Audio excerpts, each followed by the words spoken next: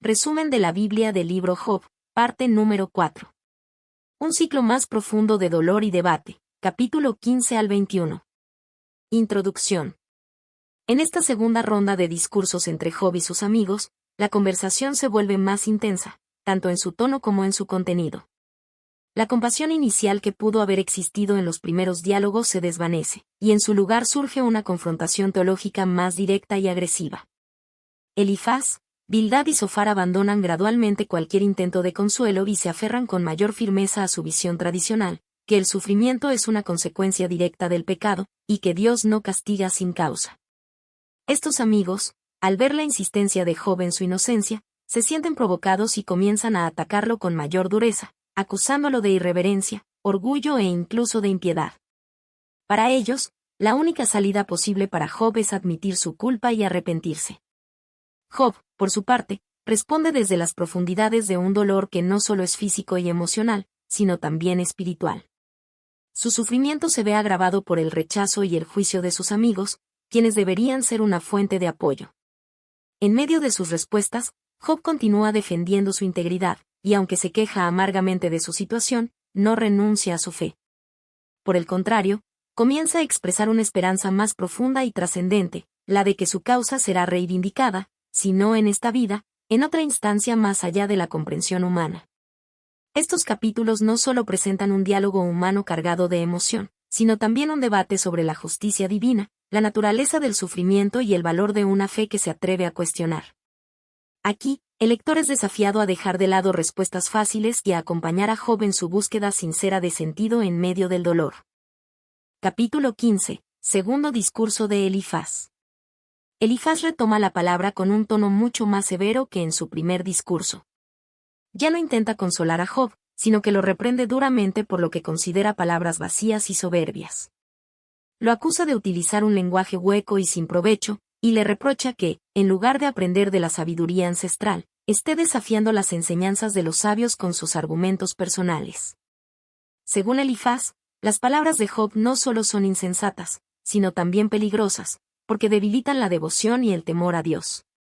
Lo acusa de presunción, como si pretendiera tener más conocimiento que los ancianos, e incluso de impiedad, al atreverse a cuestionar los designios divinos.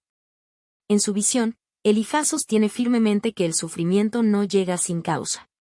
Para él, es claro que Job está siendo castigado porque ha cometido algún pecado, aunque lo niegue. Además, describe de forma vívida el destino de los malvados: viven angustiados, con temor constante, y sus vidas terminan en ruina. Esta descripción implícitamente apunta a Job, sugiriendo que él está experimentando ese mismo destino como consecuencia de su conducta.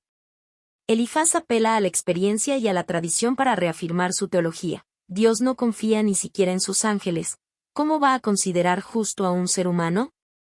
Por eso, concluye que el dolor de Job no es prueba de injusticia divina, sino del castigo merecido de un pecador que se niega a arrepentirse.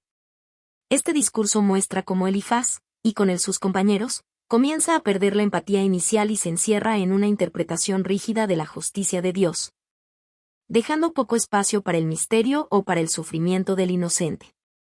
Capítulo 16. Respuesta de Job, parte 1. Después del duro discurso de Elifaz, Job responde con una mezcla de ironía, dolor y una profunda necesidad de consuelo. Comienza criticando a sus amigos, llamándolos consoladores molestos, ya que en lugar de aliviar su sufrimiento, lo agravan con acusaciones injustas. Sus palabras reflejan su desilusión. Se siente incomprendido y juzgado sin compasión por quienes deberían estar apoyándolo.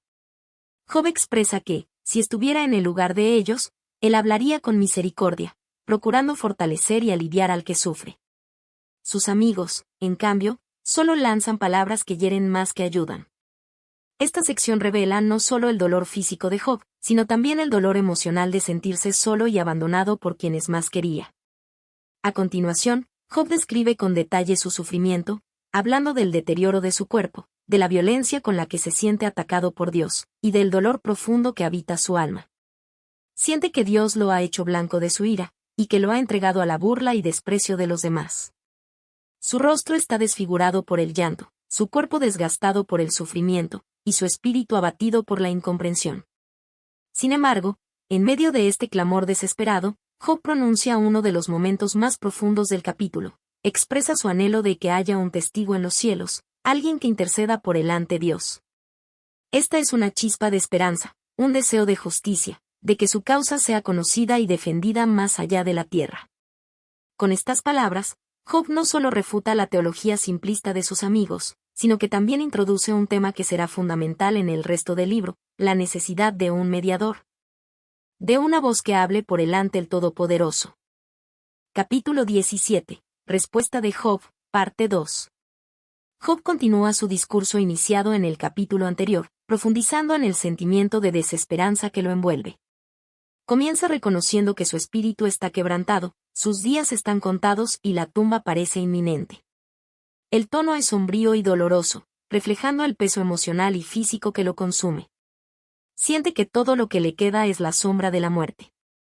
Job expresa que se ha convertido en motivo de burla, incluso para los justos. Su sufrimiento lo ha aislado, y su reputación, alguna vez respetada, ha sido destruida por el juicio de quienes lo rodean. A pesar de su integridad, se siente incomprendido por todos, por sus amigos, por la sociedad, e incluso por Dios. Este abandono lo lleva a preguntarse quién se atreverá a apoyar su causa o darle esperanza. En un giro de su discurso, Job ruega que haya alguien que interceda por él, repitiendo su anhelo de que su causa sea defendida en lo alto. Sin embargo, su tono se vuelve cada vez más oscuro, ya no espera justicia en vida, sino en la muerte. Su única esperanza parece residir en el descanso del Seol, la morada de los muertos. Allí, al menos, terminará su sufrimiento. Job cierra el capítulo con una profunda resignación. La esperanza, que en momentos anteriores titilaba como una llama tenue, ahora se apaga en su voz. La amargura ha calado hondo, y su único consuelo parece ser que pronto descansará lejos del dolor, la incomprensión y la injusticia. Capítulo 18. Segundo discurso de Bildad. Bildad, al ver que Job sigue insistiendo en su inocencia, responde con tono duro y sarcástico. Comienza cuestionando cuánto tiempo seguirán las palabras de Job, comparándolas con un viento impetuoso. Le reprocha que su forma de hablar parece querer alterar el orden establecido por Dios y la sabiduría tradicional. Para Bildad, es inconcebible que alguien pueda sufrir tanto sin haber hecho algo malo. A lo largo de su discurso, Bildad describe con crudeza el destino del impío, proyectando estas imágenes como si se aplicaran directamente a Job. Habla de cómo la luz del malvado se apaga, su hogar se llena de terrores, y es arrancado de la seguridad. La calamidad lo rodea, la enfermedad consume su piel, y su memoria es borrada de la tierra. Estas palabras, aunque formuladas como una advertencia general, parecen claramente dirigidas a la situación de Job. La perspectiva de Bildad es teológicamente rígida. En su visión, el universo moral es inmediato y claro, el justo prospera, el malvado sufre. No hay espacio para la duda, la excepción ni el misterio. Esta postura, lejos de consolar a Job, lo hiere aún más, porque lo acusa sin comprender la profundidad de su aflicción. Bildad concluye afirmando que todos los que oyen del destino del malvado quedan horrorizados, sugiriendo que Job está experimentando ese mismo destino. Sin embargo, su discurso no considera la posibilidad de que el sufrimiento pueda tener un propósito más allá del castigo, ni que la justicia de Dios pueda manifestarse de forma diferente a lo esperado. Capítulo 19. Respuesta de Job. Job responde profundamente herido por las duras palabras de sus amigos. Comienza preguntando hasta cuándo seguirán atormentándolo y quebrantándolo con palabras. Se siente aplastado no solo por su dolor físico y emocional, sino también por la falta de compasión de quienes deberían consolarlo. Les dice que, incluso si hubiera pecado, su falta solo le concerniría a Dios, no a ellos. Se siente atacado injustamente, como si sus amigos se hubieran puesto del lado de Dios para juzgarlo sin piedad. Job describe vívidamente su sufrimiento. Dice que Dios lo ha desgarrado con ira, que ha cercado su camino, oscurecido su camino, y le ha quitado toda esperanza. Se siente abandonado, aislado de su familia, amigos y conocidos. Todos lo han rechazado. Sus siervos no lo obedecen, sus allegados lo desprecian, y hasta los niños lo menosprecian. Su piel se ha pegado a sus huesos, y apenas ha escapado con vida. Estas palabras reflejan no solo un dolor físico, sino una humillación social profunda. En medio de su angustia, Job clama a sus amigos, «Tened compasión de mí, tened compasión». Les ruega que lo miren como una víctima, no como un culpable. Siente que Dios lo ha herido, pero no entiende por qué. Está desconcertado por el silencio divino y el juicio humano. Sin embargo, en un giro inesperado y profundamente emotivo, Job expresa una de las declaraciones más esperanzadoras del libro. Desea que sus palabras sean escritas y grabadas con cincel en una roca para siempre. Luego proclama con fe, «Yo sé que mi Redentor vive, y al fin se levantará sobre el polvo».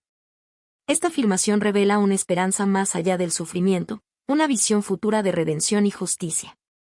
Aunque Job no comprende su situación, afirma su fe en que, al final, verá a Dios con sus propios ojos.